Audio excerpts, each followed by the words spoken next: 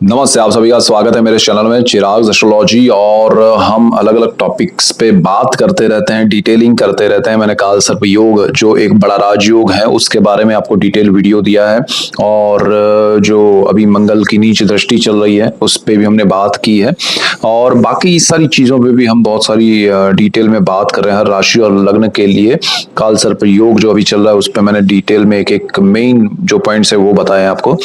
काफ़ी लोगों को पसंद आया है, और बहुत सारे लोग कहते हैं कमेंट्स में या मुझे मेल करते हैं कि भाई आप मुझे या आप हमें बताइए कि उपाय क्या करें हम।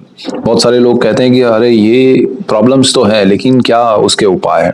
नॉर्मली जो उपाय होते हैं वो ऐसे हैं कि आपके समय के अनुसार आपको चलना पड़ता है, लेकिन उसमें कुछ चीज़ें कुछ समय ऐसा जैसे उसको समझे तो कुंडली में जो लिखा है वो होके रहता है, ठीक है, एक ये हम मान के चले। लेकिन ट्रांजिट के प्लैनेट्स अलग इफेक्ट देते हैं। जब दुनिया में कुछ होता है तो उसका असर हम पे भी होता है। हमारा पूरा बजट हमने प्लान किया हुआ है, लेकिन उसी टाइम पे अगर दुनिया में कुछ हालात खराब हो जाते हैं तो हमारे लिए प्रॉब्लम क्रिएट हो जाता है, हमारा बजट गड़बड़ा जाता है। उसी तरह ट्रांजिट के प्लैनेट्स जो इफेक्ट करते हैं, तो हमारा जो कुंडली का इफेक्ट है उसमें उस ट्रांजिट के प्लैनेट्स के गोचर के ग्रहों के इफेक्ट की वजह से बहुत सारी चीजें बदल जाती है। तो ये जो होता है उसी तरह हम ऐसे समय को यूज करें। एक समय होता है कि आपका रूटीन चल रहा है, लेकिन जैसे अभी ये जो पुरुषोत्तम मास चल रहा है, अधिक मास कहते हैं, जो बहुत ही पावन महीना कहते हैं, वो भगवान विष्णु का होता है और उसे पुरुषोत्तम मास कहते हैं। अभी वो खत्म होने वाला है। सोमवती अमास जो आ रही है, सो मंडे को जो अमावस आएगी वो सोमवती अमावस कहते हैं उसको। तो उस दिन वो आखिरी दिन होगा। तो उससे पहले बहुत अच्छी चीजें होने वाली है या हम कर सकते हैं। तो यहाँ पर वो जो एक्स्ट्रा जैसे गोचर के प्लैनेट्स इफेक्ट करते हैं, उसी तरह ये जो महीना है उसके ये जो आने वाले डेज हैं, दिन है, आखिरी जो कुछ दिन बचे हैं, उसमें अगर आप कुछ करेंगे काम तो 100% आपको वो लाभदायी रहेंगे। लेकिन उसमें आपकी श्रद्धा होनी चाहिए, भाव होना चाहिए, विश्वास होना चाहिए, क्योंकि यहाँ पर वो सारी चीजें आपके उन कार्यों को और ज्यादा फोर्सफुली इफेक्टिव बनाएगा। तो ठीक है, देखिए, दान करना चाहिए पहले तो आपको। अभी देखिए, 11 आएगी आपकी कल, और गुरुवार है, तो आप उस दिन दान कर सकते हैं। और ये बहुत इंपॉर्टेंट है क्योंकि ये विष्णु का महीना है।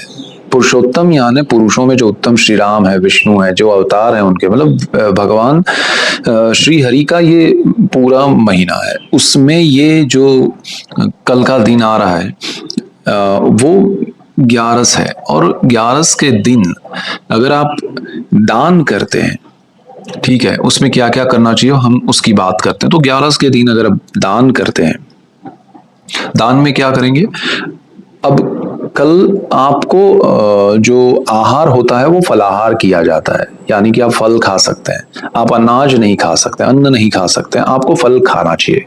तो उस दिन आपको पूरा दिन अनाज नहीं खाकर पूरा दिन उपवास करना चाहिए। और आपको दान में भी ऐसा ही देना है, किसी मंदिर में जाके आप दे सकते हैं या किसी ब्राह्मण को दे सकते हैं, किसी पंडित जी को दे सकते हैं।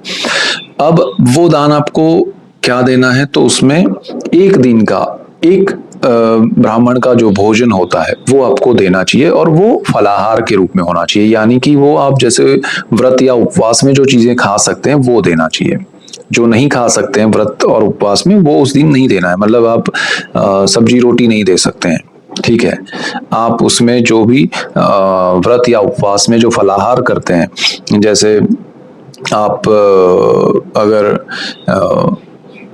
जो फराली एक कढ़ी आती है, फिर आप उस तरह का खाना, अच्छा, इसमें राइस बिल्कुल नहीं देना है। राइस 11 के दिन खाना खुद भी नहीं खाना चाहिए, उसका खरीदना भी नहीं चाहिए, उसको डोनेट भी नहीं करना चाहिए, ठीक है, उसका दान भी नहीं करना चाहिए। तो जो आप फलाहार क्या होता है, क्या चीजें, अगर वो आप देख लेंगे, समझ लेंगे, तो आप खुद भी करते होंगे, तो वो चीज आप एक व्यक्ति के लिए दे सकते हैं, उससे ज्यादा भी दे सकते हैं, लेकिन कम से कम उसमें आप घी भी दे सकते हैं, साथ में गुड़ भी दे सकते हैं, साथ में आप तेल दे सकते हैं, तिल का तेल। और मतलब उसका खाना, मतलब मिर्ची भी हो गई, छोटा सा पैकेट मिर्ची का हो गया, धनिया हो गया आपका, जो नमक है वो फलाली जो नमक आता है, सेंधा नमक या ऐसा, वो आपको देना है। और आपको उसमें हल्दी देनी है। और बाकी जो उसमें भाजी के रूप में अगर आप आलू देंगे तो चलेगा। तो और खाने में जो भी फराली जो आटा आता है फराली, वो देना चाहिए। तो उनका एक व्यक्ति का हो गया भोजन। अब आपको लगता है, कोई ये कहता है कि भाई हम दान तो देंगे, लेकिन दान हम सोचते हैं कि ब्राह्मण को क्यों दे, जिसको जरूरत है उसको दे। लेकिन ये एक दान का महिमा है कि उस दिन ब्राह्मण को दान दीजिए, और आपके मन में है कि मैं किसी और को भी दूं तो वो भी दीजिए, आपके मन में है, आप कर सकते हैं। तो दूसरों को भी आप जिनको जितना देना चाहते हैं, जितना आपको अनुकूल है, जितना आप दे सकते हैं, आपकी मन की इच्छा है, आपके बजट में आता है, उस तरह से आप दूसरे को भी दे सकते हैं। एक व्यक्ति को दे सकते हैं, उसके परिवार को दे सकते हैं, लेकिन 11 के दिन दीजिए तो सारी चीजें फराली होनी चाहिए। ठीक है, एक चीज हो गई। तो कल 11 है, उस दिन आप ये कर सकते हैं मंदिर में जाके, और मंदिर के बाहर या कहीं भी जो रिक्वायर्ड, मतलब जिनका रिक्वायरमेंट है, उनको आप दान कर सकते हैं भोजन का। अब आपको दूसरा क्या करना है, तो कल का दिन जो है वो बहुत बड़ा महिमा वाला दिन है। तो कल आप कर सकते हैं नारायण की पूजा। नारायण की पूजा कैसे होती है, तो आप विष्णु सहस्त्र नाम का पाठ कर सकते हैं। विष्णु सहस्त्र नाम जो पूरा नामावली है, ठीक है, तो वो सारा नाम जो उनके 1000 नाम है उसका पाठ कर सकते हैं। उसका जो मंत्र से होता है वो भी कर सकते हैं, लेकिन नाम से भी कर सकते हैं।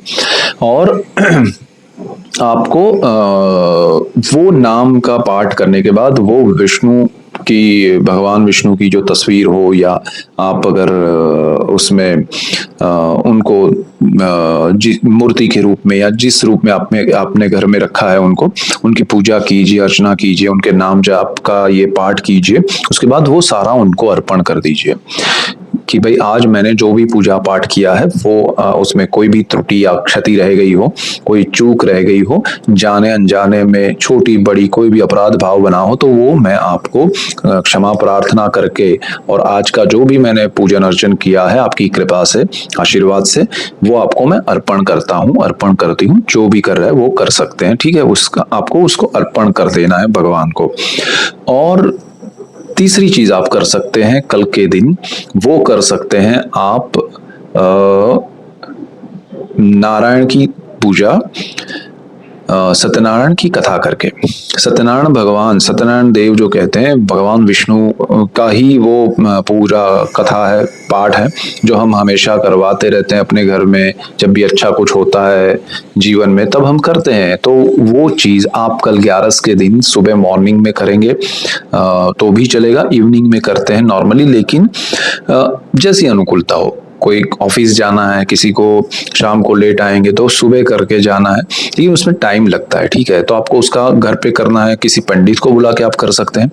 आप खुद उस कथा का पठन करके भगवान का पूजन अर्चन पहले पढ़ लीजिएगा वो पुस्तक में कि भाई कैसे करना है। और हर चीज करनी जरूरी है। आपने अगर भगवान नारायण का, सत्यनारायण देव का तस्वीर लगा दिया, सामने रख दिया, उनका दिया जला दिया, उनका मतलब अभिषेक पूजन अर्चन कुमकुम और चंदन का तिलक कर दिया, सब कुछ हो गया। और अगर कुमकुम नहीं लगाएंगे तो भी चलेगा, लेकिन चंदन का तिलक जरूर कीजिएगा।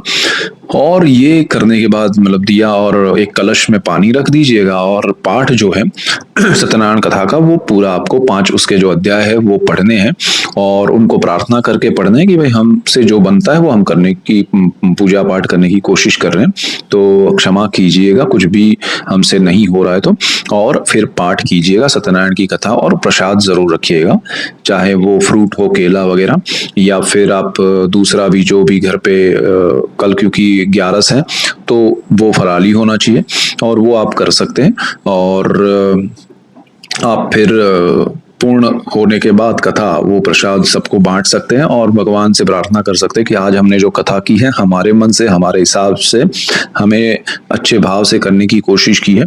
तो अगर हमसे कोई भूल चूक हुई है, जैसे हमने पहले बात की, उसी तरह उनकी क्षमा याचना करके वो प्रसाद आपको ग्रहण करना है और दूसरों को भी देना है। तो ये चीज कल आप कर सकते हैं। कल का दिन बहुत इंपॉर्टेंट है और हम आने वाले जैसे दूसरे दिन है तो उसका क्या इंपॉर्टेंस है। अभी अमावस भी आ रही है, 11 के बाद जो 2-4 दिन है उसके बारे में भी मैं अलग वीडियो में दे रहा हूँ ताकि कंफ्यूजन ना हो।